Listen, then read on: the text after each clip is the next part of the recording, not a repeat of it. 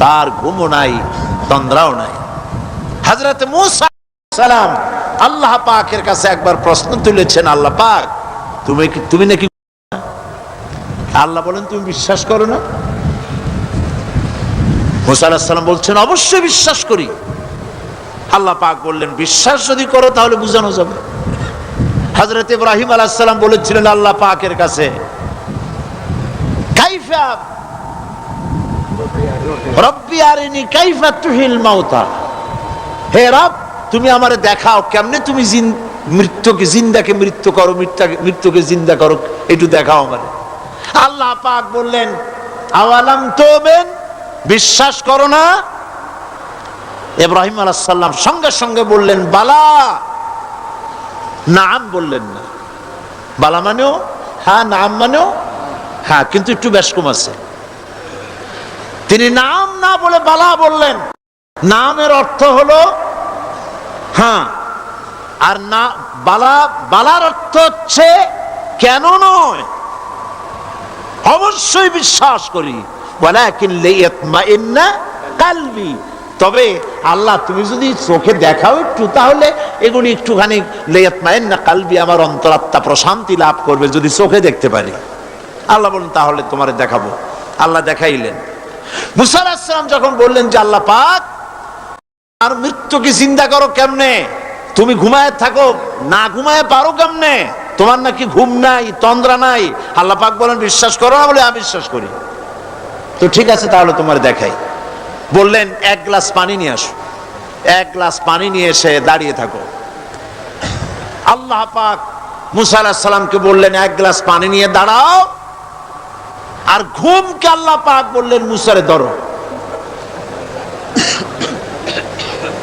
মূসা আলাইহিস সালাম নিদ্রাচ্ছন্ন হলেন, তন্দ্রা এসে গেল, হাত শিথিল হয়ে হাতের থেকে পানি ভর্তি গ্লাস পড়ে ভেঙে চুরমার হয়ে গেল।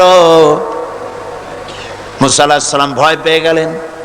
আল্লাহ রাব্বুল আলামিন বলেন ভয় পাওয়ার কোনো কারণ নাই, তোমার প্রশ্নের জবাব আমি এভাবেই দিলাম। এক গ্লাস পানি নিয়ে কয়েক মিনিট দাঁড়াইতে পারো নাই, ঘুমের সঙ্গে সঙ্গেই গ্লাস পড়ে ভেঙে গেল। তামাম আকাশ আর জমিন, গোটা সৃষ্টি জগৎ তোমার আল্লাহ পাকের হাতের মুঠার মধ্যে রয়েছে। আল্লাহ যদি ঘুমায় যায় সব শেষ হয়ে যাবে। তামাম সৃষ্টি জগতের ট্রাফিক কন্ট্রোল আল্লাহ কর্তৃক হয়, আর মানুষের যা হয় আল্লাহ পাক তার থেকে সম্পূর্ণ মুক্ত। আল্লাহ পাকের ঘুম নাই, তন্দ্রাও নাই। লা তাখুযুহু সিনাতু ওয়ালা নাওম, ঘুমও নাই, তন্দ্রাও নাই। আল্লাহ পাক সমস্ত রকমের মানবীয় কোয়ালিটি থেকে, গুণ থেকে মুক্ত, মুবাররা, পবিত্র। আল্লাহ রাব্বুল আলামিন সার্বভৌমত্বের একচ্ছত্র মালিক হচ্ছেন আল্লাহ পাক। তিনি ছাড়া কোনো ইলাহ নাই। তিনি পরিষ্কার করে বলছেন আল্লাহু লা ইলাহা ইল্লা হুয়াল হাইয়ুল কাইয়্যুম। সবাই পড়েন আল্লাহু লা ইলাহা ইল্লা হুয়াল হাইয়ুল কাইয়্যুম। আল্লাহ হচ্ছেন সার্বভৌমত্বের মালিক, তিনি ছাড়া কোনো ইলাহ নাই। এমন একটি আয়াত তাফসীরের জন্য আল্লাহ এনে দিয়েছেন, যেই আয়াতটি বুঝলে পরে দুনিয়া শান্তি, আখিরাতেও শান্তি। গদি সমস্যার সমাধান হবে, সব সমস্যার সমাধান হবে। আয়াতুল কুরসি এমন আয়াত যা তেলাওয়াত করলে, বুঝলে, আমল করলে কিয়ামতের দিন আল্লাহ পাক তার সম্পর্কে সিদ্ধান্ত নেবেন, জান্নাত দিয়ে দিবেন। কোরআন আয়াতুল কুরসি আল্লাহ কোরআনে নাজিল করে সার্বভৌমত্বের মালিক কে হবে সমস্যার সমাধান করে দিলেন। রাসূল করিম সাল্লাল্লাহু আলাইহি ওয়াসাল্লাম মানুষের সার্বভৌমত্ব খতম করে মদিনায় আল্লাহর সার্বভৌমত্ব কায়েম করে তিনি একটি রাষ্ট্র কায়েম করলেন। মদিনা রাষ্ট্রের সার্বভৌমত্বের মালিক কে ছিলেন? আল্লাহ। জোরে বলেন, কে ছিলেন? আল্লাহ। মানুষ তখন দেখতে পেল খোদাই সার্বভৌমত্বের ভিত্তিতে যে রাষ্ট্র গঠন হয়, সেই রাষ্ট্র মানবতার জন্য কত কল্যাণকর হয়। সুবহানাল্লাহ বিহামদি। আয়াতুল কুরসিতে বলা হলো যে সার্বভৌমত্বের মালিক এই ক্ষমতাটাকে আরবিতে বলা হয় উলুহিয়াত।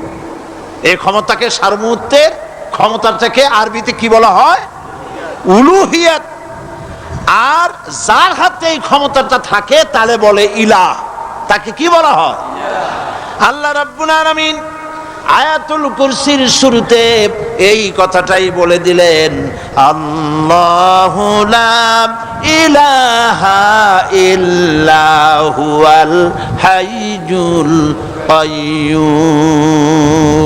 আল্লাহ হচ্ছেন তিনি যিনি ছাড়া কোনো ইলাহা নাই। তার মানে হলো সার্বভৌমত্বের একচ্ছত্র মালিকানা কার হাতে? চিৎকার দিয়ে বলুন, আল্লাহ রাব্বুল আলামিনের হাতে। আল্লাহ পাক আমাদেরকে কোরআন শোনার তৌফিক দান করেছেন, আলহামদুলিল্লাহ। আচ্ছা, আপনারা বলেন তো, জিন, দুষ্ট জিন আর ভূত প্রেতে যদি আসর করে, তাহলে কোরআন শরীফের কোন আয়াত পড়তে হয়? জি, ওলামারা বলেন না, আয়াতুল কুরসি। কোনটা পড়তে হয়? বলেন কোনটা? চট্টগ্রাম তাফসীর মাহফিল উপলক্ষেও কিছুটা ভূত প্রেতের আসর হয়েছে। এই ভূত প্রেতের আসর থেকে রক্ষা করার জন্যে সকলে আমার সাথে পড়েন যথারীতি। আউযু বিল্লাহি মিনাশ শাইতানির রাজিম। বিসমিল্লাহির রাহমানির রাহিম। আল্লাহু লা ইলাহা ইল্লা হুয়াল হাইয়ুল কাইয়্যুম। লা তা'খুযুহু সিনাতুন ওয়ালা নাওম। লাহু মা ফিস সামাওয়াতি ওয়া মা ফিল আরদ।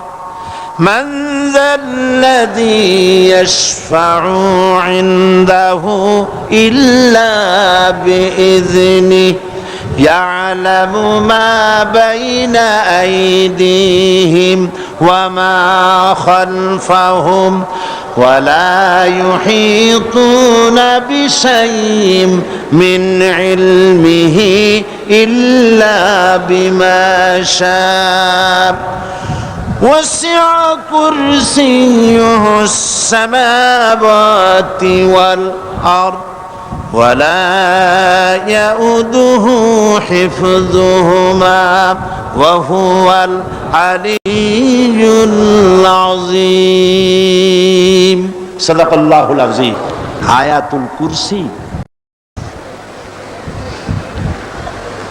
আগে এটার অর্থ করে নেই। আল্লাহু লা ইলাহা ইল্লা হুয়াল হাইয়ুল কাইয়্যুম। আল্লাহ হচ্ছেন তিনি যিনি ছাড়া কোনো ইলাহ নাই, যিনি সার্বভৌমত্বের একমাত্র মালিক। লা তাখুযুহু সিনাতুন ওয়ালা নাওম, যাকে ঘুম এবং তন্দ্রা স্পর্শ করে না। লাহু মা ফিস সামাওয়াতি ওয়া মা ফিল আরদ, আকাশ ও জমিনে যা কিছু আছে সবই তার। মান যাল্লাযী ইয়াশফাউ ইনদাহু ইল্লা বিইজনিহি, কে আছে এমন যে তার কাছে সুপারিশ করতে পারে তার বিনা অনুমতিতে? মা বাইনা আইদিহিম ইয়ালামু মা বাইনা আইদিহিম ওয়া মা খালফাহুম, তিনি সবার অগ্র পশ্চাৎ এর সব কিছুর খবর রাখেন। ওয়ালা ইউহিতুনা বিশাইইম মিন ইলমিহি ইল্লা বিমা শা, তার জ্ঞাত বিষয়ের কিছুই মানুষ নিজেদের আয়ত্তে আনতে পারে না। অবশ্য আল্লাহ যদি কাউকে কিছু দিতে চান, ওয়াসিআ কুরসিয়্যুহু সামাওয়াতি ওয়াল আরদ, তার একচ্ছত্র ক্ষমতা এবং কর্তৃত্ব আকাশ এবং জমিনকে পরিব্যাপ্ত করে রেখেছে। ওয়ালা ইয়াউদু হিফযুহুমা ওয়া হুয়াল আলিয়্যুল আযীম। আর আকাশ এবং পৃথিবীর রক্ষণাবেক্ষণ করতে গিয়ে আল্লাহ পাক মোটেই ক্লান্তি বোধ করেন না। আর তিনি হচ্ছেন এক মহান শ্রেষ্ঠতম সত্তা। বলি সাদাকাল্লাহুল আযীম। আয়াতুল কুরসি, এই আয়াতটি আয়াতুল কুরসি হিসেবে পরিচিত। কি নামে পরিচিত? আয়াতুল কুরসি। এখানে মহান আল্লাহ পাকের এমন সব পূর্ণাঙ্গ পরিচিতি পেশ করা হয়েছে যার নজির গোটা কোরআন শরীফে নাই। সুবহানাল্লাহ। তাই হাদিস শরীফে এই আয়াতটিকে শ্রেষ্ঠ আয়াত বলা হয়েছে। কোরআন শরীফের কি আয়াত? শ্রেষ্ঠ আয়াত বলা হয়েছে। আমরা প্রত্যেকটি ফরজ নামাজের পরে এই আয়াতে কারিমা পড়ে থাকি, ঠিক কিনা বলে? আল্লাহর বলেছেন প্রত্যেক ফরজ নামাজের উপরে আয়াতুল কুরসি যে ব্যক্তি পাঠ করবে, কিয়ামতের দিন আল্লাহ রাব্বুল আলামিন ওই ব্যক্তির ব্যাপারে সিদ্ধান্ত নেবেন, আল্লাহ তাকে জান্নাত দান করে দিবেন। হতে পারে এবার আপনারা কেউ করতে পারেন, বাস ওয়াজ আর না শুনলে চলবে, আয়াতুল কুরসি পড়বো আর জান্নাতে চলে যাব। না, বিষয়টা এমন নয়। বিষয়টা হচ্ছে এই আয়াতুল কুরসির মধ্যে এমন কিছু কথা আছে যা বুঝে যদি পড়ে আর আমল করে আল্লাহ পাক কিয়ামতের সিদ্ধান্ত নেবেন, জান্নাত দিয়ে দিবেন। সুবহানাল্লাহ, বলেন সুবহানাল্লাহ। এর কারণ হলো আয়াতুল কুরসির মধ্যে আল্লাহ পাক সার্বভৌমত্বের কথা বলেছেন। আজ আমরা স্লোগান দেই সব সমস্যার সমাধান। ও মাশাআল্লাহ, চট্টগ্রামের সবাই বোধহয় এই পরিচিত স্লোগানটা জানেন না। জবাব তা আপনারা জবাব দিতে পারলেন না কেন? সব সমস্যার সমাধান দেন স্লোগান আপনারাই।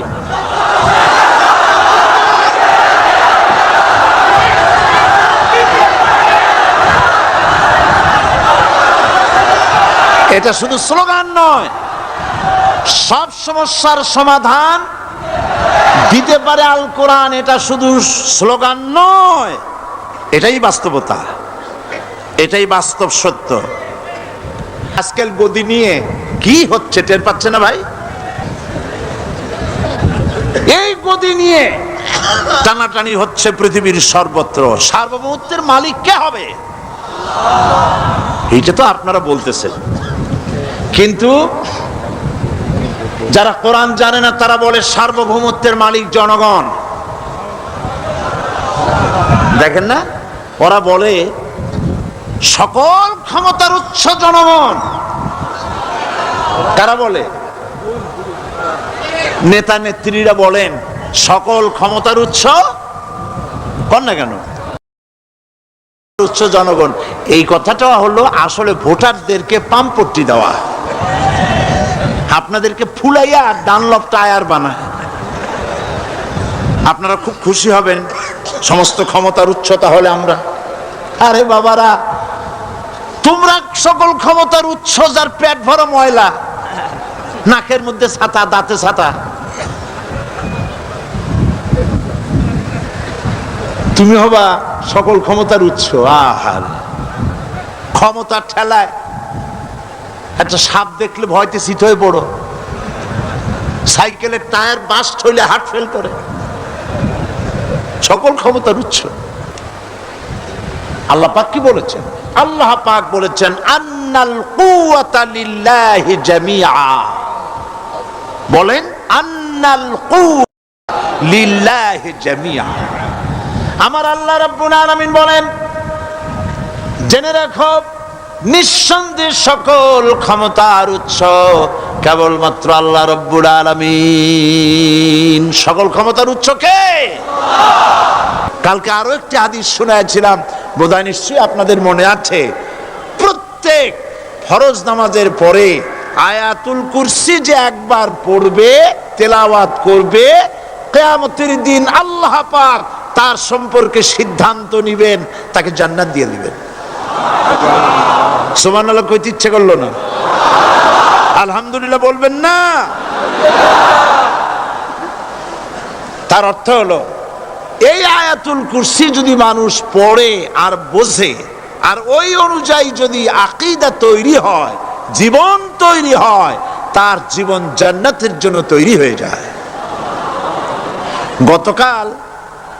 গতকাল আল্লাহ পাকের সার্বভৌমত্বের কথা আমরা আলোচনা করেছিলাম। আলোচনা করব আল্লাহ পাকের পরিচয়। আল্লাহ পাক তিনি কে? আমরা বলি আল্লাহ। আমরা কি বলি? বলেন সবাই, কি বলি? আমি অনেকবার আপনাদেরকে এই কথাটা বলেছি, বোধহয় নিশ্চয়ই মনে আছে। আল্লাহ এই উচ্চারণটা আমাদের অনেকের হয় না, আর কেউ বলে না আল্লাহ। আল্লাহ পাকের উচ্চারণটা হচ্ছে, আল্লাহ পাকের নাম উচ্চারণ হচ্ছে আল্লাহ। মুখটা একটু গোল হয়ে যাবে, বলেন আল্লাহ আল্লাহ আল্লাহ। পৃথিবীতে বিভিন্ন জাতি তার স্রষ্টাকে, তারা যাকে স্রষ্টা মনে করে, বিভিন্ন নামে ডাকে। কেউ বলে ভগবান, কেউ বলে ঈশ্বর, কেউ বলে পরমেশ্বর, কেউ বলে বিধাতা, কেউ বলে গড। বিভিন্ন নামে লোকেরা এভাবে ডাকে।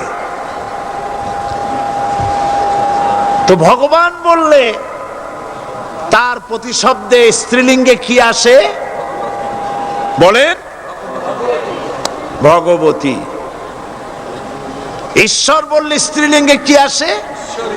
ঈশ্বরী। বিধাতা বললে তার স্ত্রীলিঙ্গে কি আসে? বিধাত্রী। গড, এটার স্ত্রীলিঙ্গে আসলে কি হবে? তো প্রত্যেকটি, তারা যে ভাষায় আল্লাহকে ডাকে, প্রত্যেকটি ভাষায় স্ত্রীলিঙ্গে একটি প্রতিশব্দ আসে। আল্লাহ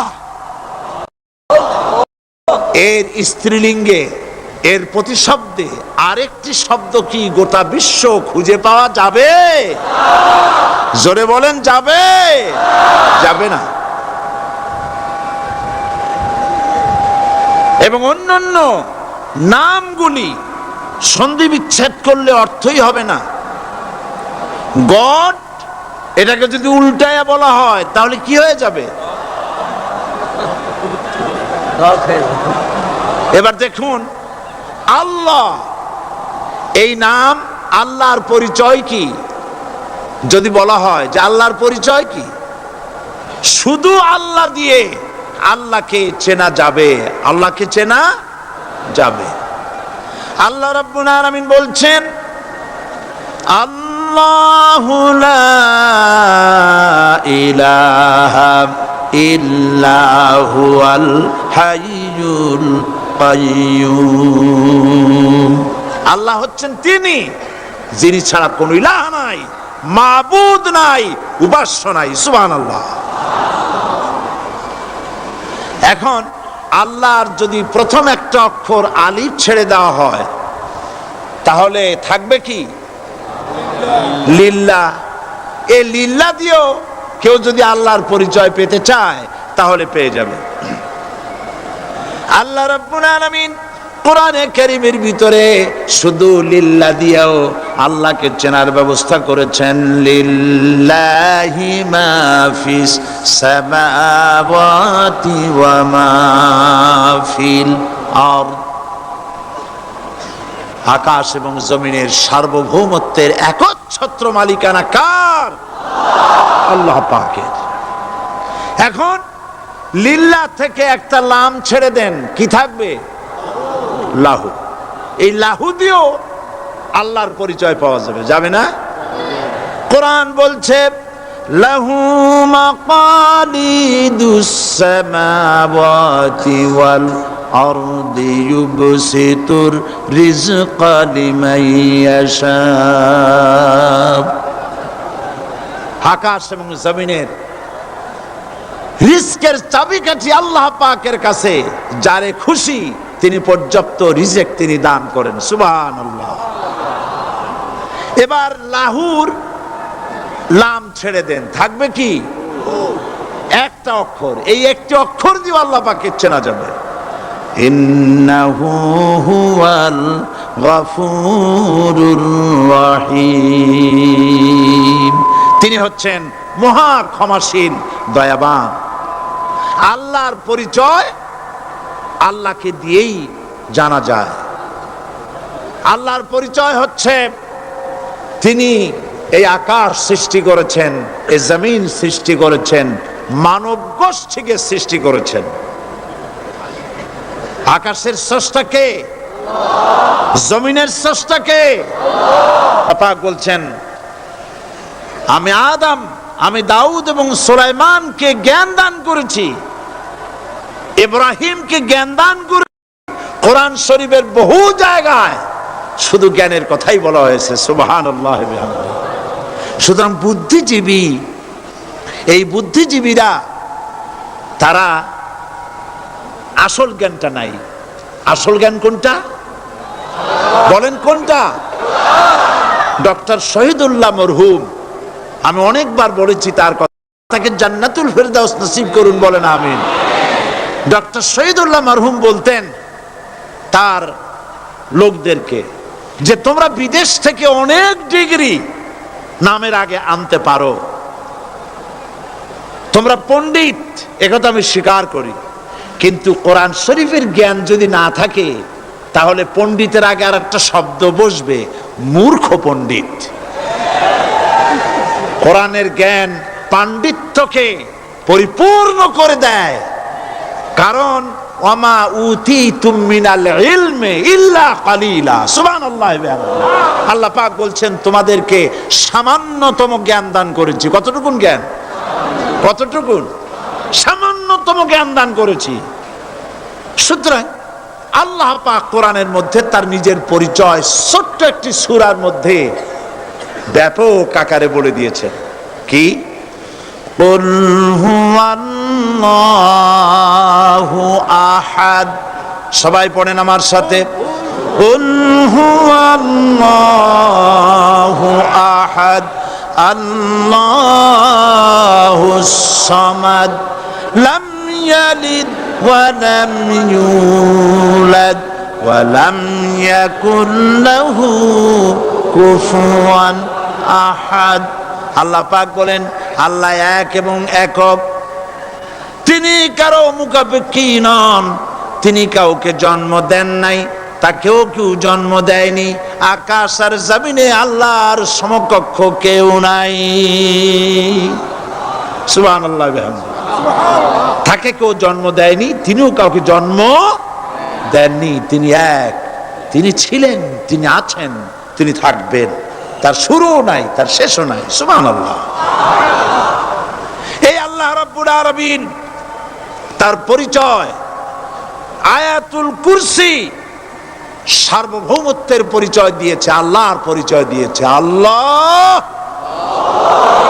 তিনি খালিক।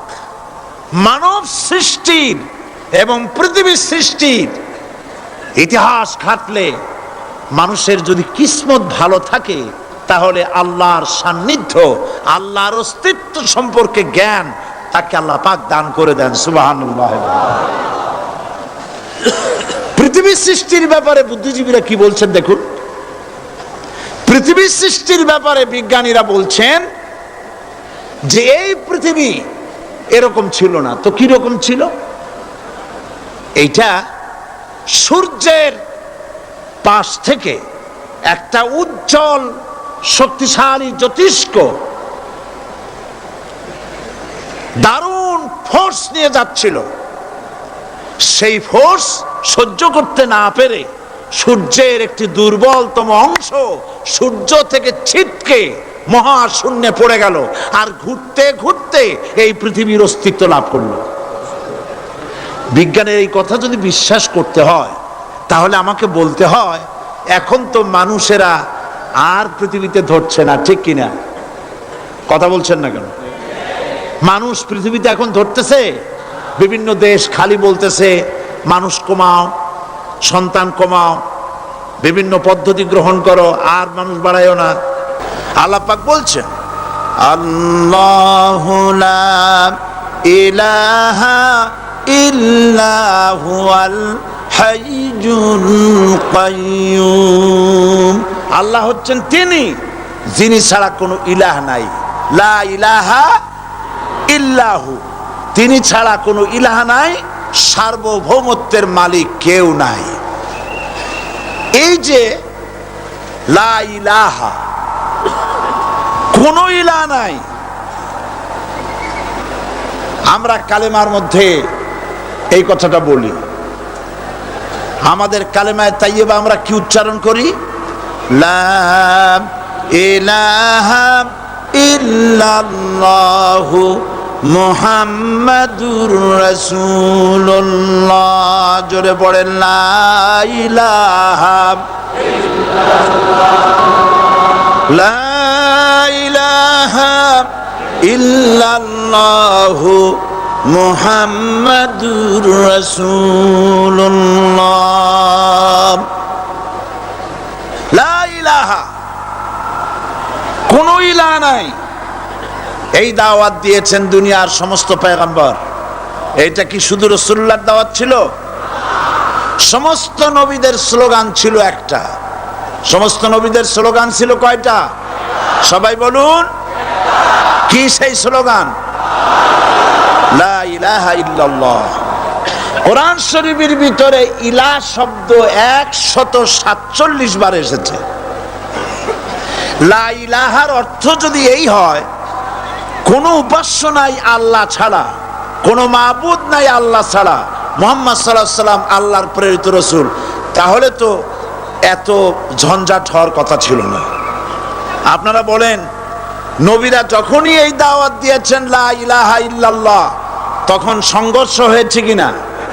হয়েছে কিনা? বাধা আসছে কিনা? তাহলে কথাটা কি যার কারণে এরকমের বাধা আসে?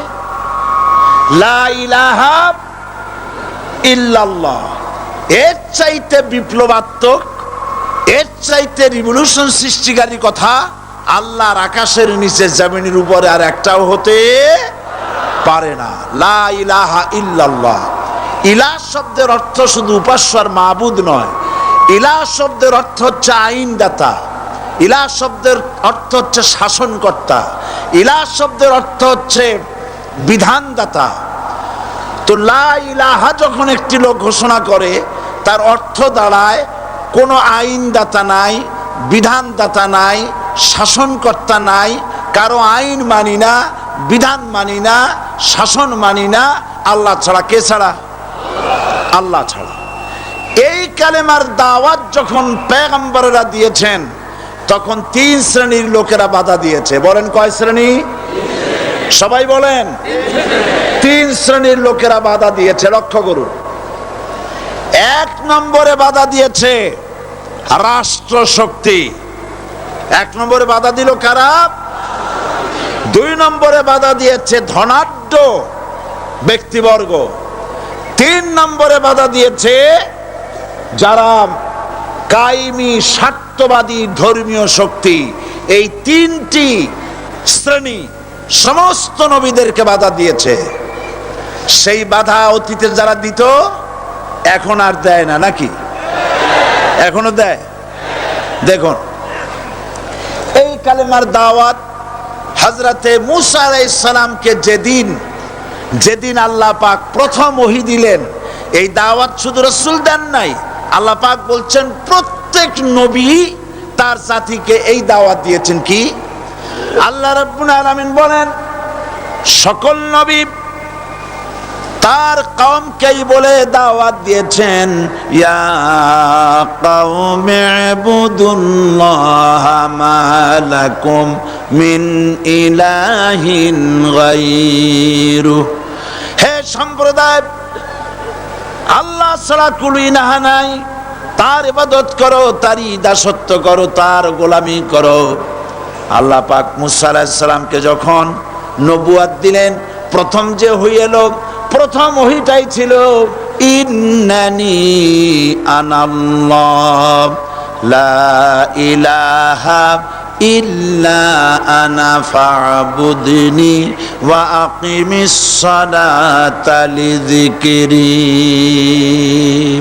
নিশ্চয়ই আমি আল্লাহ, আমি ছাড়া কোন ইলাহ নাই, আইনদাতা নাই,